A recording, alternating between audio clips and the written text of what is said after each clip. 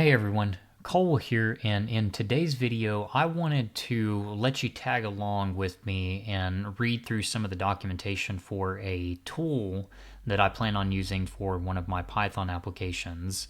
So the tool that I'm going to be using is Briefcase, which allows you to convert a Python project into a standalone native application. Now, my plan with this video, which may end up being a 2 or 3-parter, depending on how much momentum I get with it.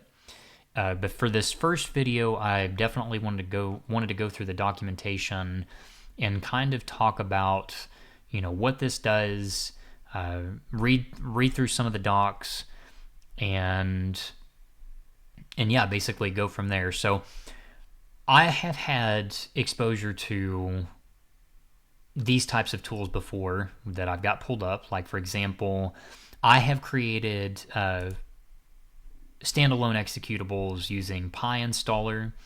And then, of course, I have also ended up upgrading and I've used AutoPy to exe, which is basically a graphical user interface that creates these PyInstaller commands. So it uses PyInstaller within a graphical user interface. So when you start going through and you account for, where the script location is going to be, whether or not it's going to be one file or one directory, is it going to be console based or a window, so on and so forth.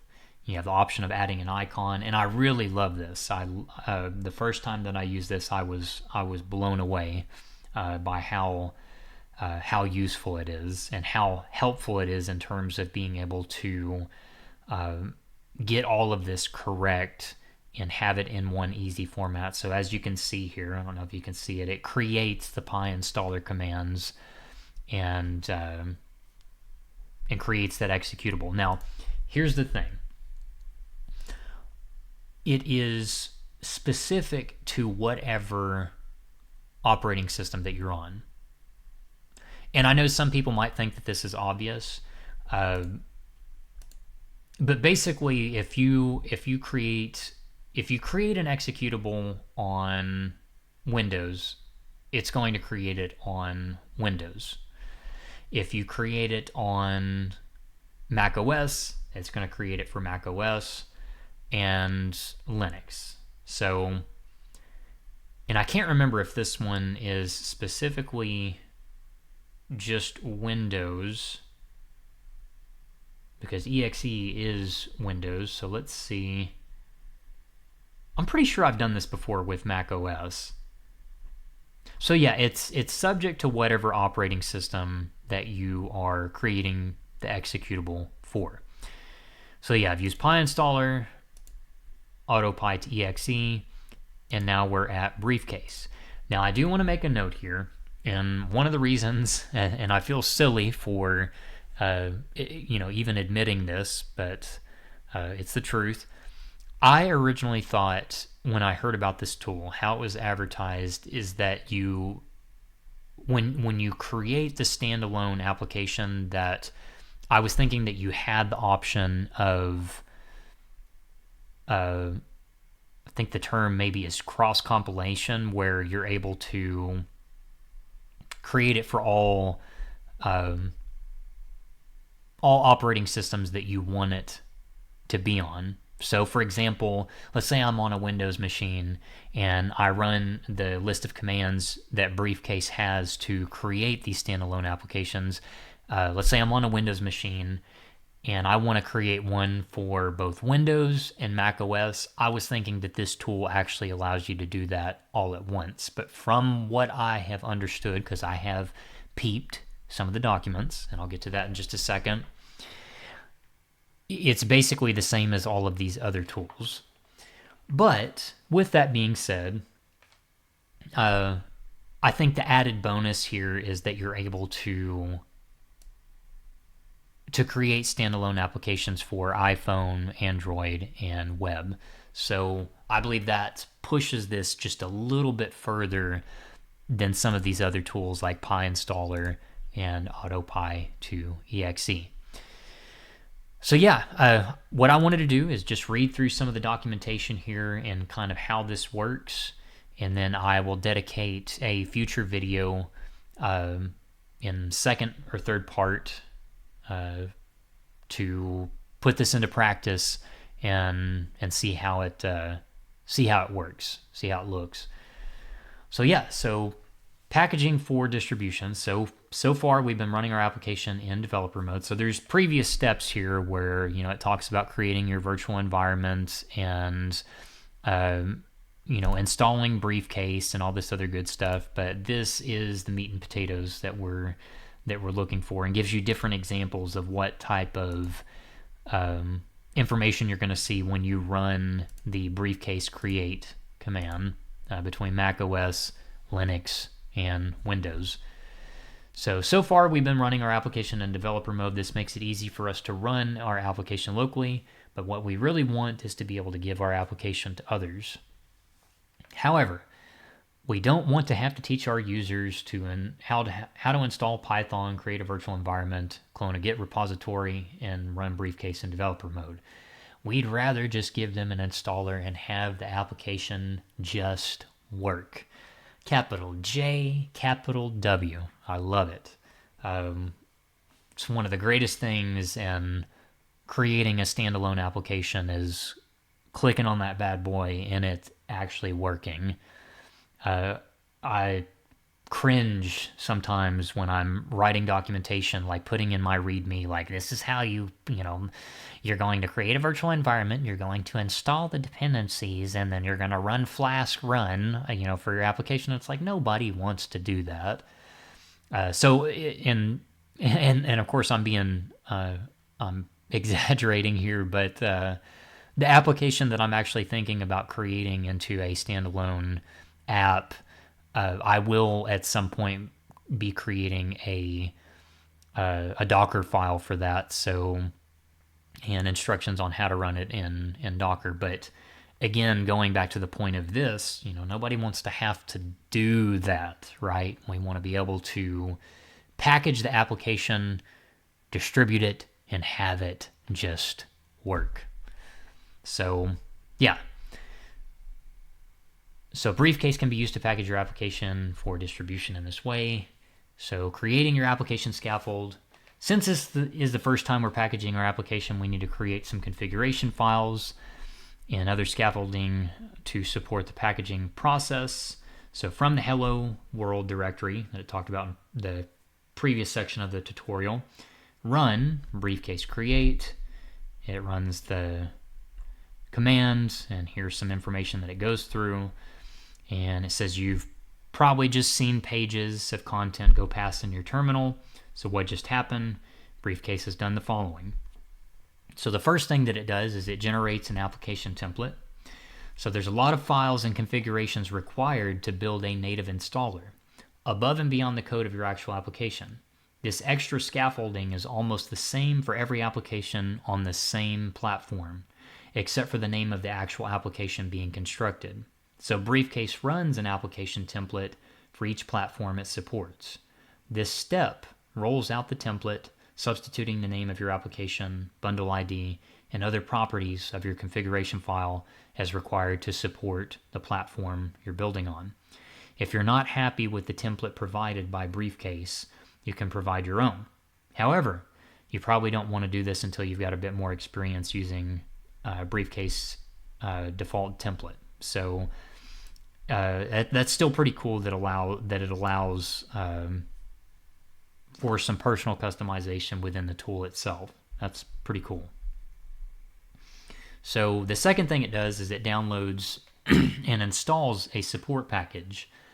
The packaging approach taken by Briefcase is best described as the simplest thing that could possibly work. It ships a complete isolated Python interpreter as part of every application it builds, except for Linux native system package builds. This is slightly space inefficient if you have 5 applications packaged with Briefcase. You'll have, I see what it's saying. So if you have 5 applications packaged with Briefcase, you'll have 5 copies of the Python interpreter. However, This approach guarantees that every application is completely independent using a specific version of Python that is known to work with the application. Again, Briefcase provides a default support package for each platform. If you want, you can provide your own support package and have that package included as part of the build process. You may want to do this if you have particular options in the Python interpreter that you need to have enabled, or if you want to strip modules out of the standard library that you don't need at runtime. Briefcase maintains a local cache of support packages, so once you've downloaded a specific support package, that cache copy will be used on future builds. As noted above, when Briefcase packages an app as a native Linux system package, the default package format for Linux, a support package is not included with the app. Instead, the app will use the Python that is provided by the distribution of Linux being targeted. Okay, that's interesting. The third thing it does is it installs application requirements. Your application can specify any third-party modules that are required at runtime. These will be installed using pip into your application's installer. And the fourth thing that it does is it installs your application code. Your application will have its own code and resources, images, your application will have its own code and resources, e.g. images that are needed at runtime. These files are copied into the installer. So the fifth thing that it does is it installs your resources needed by your application. Lastly, it adds in any additional resources that are needed by the installer itself. This includes things like icons that need to be attached to the final application and splash screen images. Once this completes, if you look in the project directory, you should see a directory corresponding to your platform. So if you ran it on Mac OS, you'll see it for Mac OS. If you did it on Linux, it'll do it on Linux. Windows, same thing. That contains additional files. This is the platform-specific packaging configuration for your application. So building your application, you can now compile your application. This step performs any binary compilation that is necessary for your application to be executable on your target platform. So on Mac OS, the build command doesn't need to compile anything, but it does need to sign the contents of binary so that it can be executed. This signature is an ad hoc signature. It will only work on your machine. If you want to distribute the application to others, you'll need to provide a full signature. So running your app, you can now use Briefcase to run your application. So you run it, and then this will start your native application using the app bundle created by the build command. You might notice some small differences in the way your application looks when it's running. For example, icons in the name displayed by the operating system may be slightly different to those you saw when running under developer mode. This is also because you're using the packaged application, not just running Python code. From the operating system's perspective, you're now running an app, not a Python program, and this is reflected in how the application appears. You can now package your application for distribution using the package command. The package command does any compilation that is required to convert the scaffolded project into a final distributable product. Depending on the platform, this may involve compiling an installer, performing code signing, or doing other pre-distribution tasks. So the dist folder will contain a file named helloworld.dmg, so that would be Mac OS. If you locate this file in the Finder and double-click on its icon, you'll mount the DMG, giving you a copy of the Hello World app and a link to your applications folder for easy installation.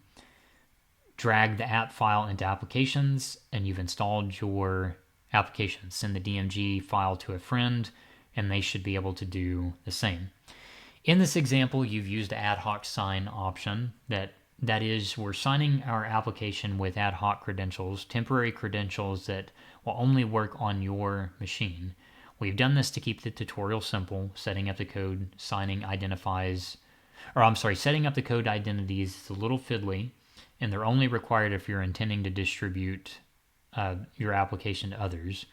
If we were publishing a real application for others to use, we would need to specify real credentials. So when you're ready to publish a real application, check out the Briefcase how-to guide on setting up a Mac OS code signing identity.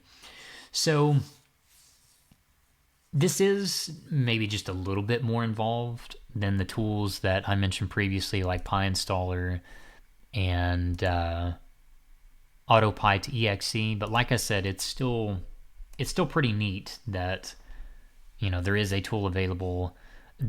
tools available that can do this, and especially considering that you can create a standalone native application for iPhone, Android, and web, which I think may, among many things, that's probably the selling point for this, because I've done it with all of the regular operating systems, or things like Mac OS, Linux, and Windows.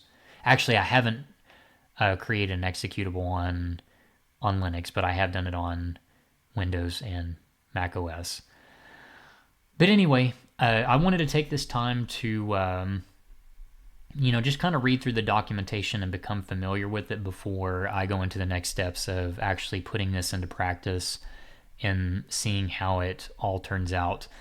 Now, worst case scenario, when I was talking about cross compilation earlier, I don't know if that's the correct term, but worst case scenario, if I wanted to create a standalone application on different operating systems, like say for example Linux, I could totally just get on a virtual machine and run these commands locally on that particular machine or operating system, and then go from there. But yeah, my hope, I'm just being honest, I hoped with this tool, the way that it was advertised, that you'd be able to just create an executable for all these different platforms. But now that I think of that, it's kind of silly to think that it would do that, especially considering that it makes sense that whatever operating system that you're on, it works within the confines of that to create the standalone. So how would it know to create the necessary components from an operating system that you're not running these commands on? So I get that the idea of cross compilation is kind of silly. Maybe that's possible. I haven't fully looked into that, but I'm not really worried about it, because whatever platform you're generally creating something on is the platform that's going to be that you're going to have the app distributed on. But yeah, so that was just me running through the documentation and giving my thoughts about the tool before I actually use it. I will post a second video putting this into practice, and we'll see how it goes. But that's currently all I've got for this video. I hope that you enjoyed it. If you like this type of content, be sure to like and subscribe. And of course, I will see you in the next video.